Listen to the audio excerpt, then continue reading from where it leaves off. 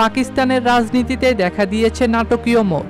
প্রধানমন্ত্রী শাহবাজ শরীফের সঙ্গে আলোচনায় বসতে সম্মত হয়েছেন প্রধান বিরোধী নেতা ও পিটিআই প্রতিষ্ঠাতা ইমরান খান।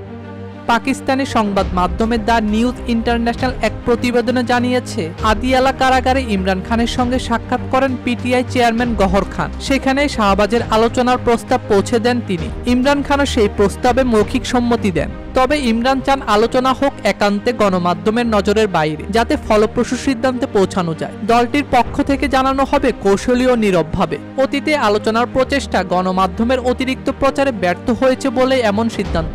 পিটিআই সূত্র বলেছে, আনুষ্ঠানিক আলোচনার আগে সরকারকে তারা আহ্বান জানাবে একটি শান্তিপূর্ণ ও টেকসই পরিবেশ গড়ে তুলতে। পাশাপাশি ইমরান খানের ইচ্ছা আলোচনা সেনাবাহিনীর প্রত্যক্ষ বা পরোক্ষ উপস্থিতিও থাকুক, এমনকি প্রয়োজনে তিনি সামরিক প্রতিনিধির সঙ্গে বৈঠকে রাজি।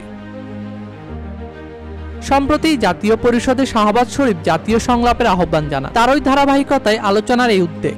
ভারত পাকিস্তান সাম্প্রতিক উত্তেজনার প্রেক্ষাপটে জাতীয় ঐক্যের দাবি জোরালো হচ্ছে। তবে এই আলোচনা শেষ পর্যন্ত কতটা এগোবে কিংবা কোনো বড় সমঝোতায় পৌঁছাতে পারবে কিনা তা এখনো অনিশ্চিত। ডেস্ক রিপোর্ট, দৈনিক দেশকাল।